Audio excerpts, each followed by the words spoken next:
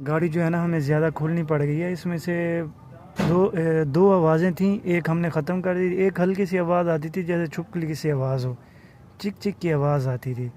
अगर बंदा गाड़ी में अकेला सफ़र कर रहा हो ना, बिल्कुल गाड़ी में खामोशी हो, शांति हो, तब अगर हल्का सा भी जंप लगेगा ना, हल्का जंप लगेगा फिर आवाज़ नहीं आएगी, थोड़ा तकड़ा जंप लगेगा ना फिर आवाज़ आती थी, टिक टिक की आवाज़, चिक चिक की आवाज़ आती थी। अभी हमने ये गाड़ी खोली हुई थी, ये देख सकते हो आप, गाड़ी हमने खोली है। जब हमने इसकी एलसीडी निकाली है ना, एलसीडी में से आवाज़ थी। हिलाओ एलसीडी को,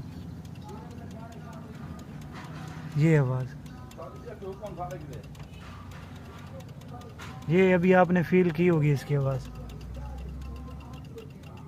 बस ये देख रहे हैं, इसकी एलसीडी में से अब आवाज़ निकली है। अल्हम्दुलिल्लाह।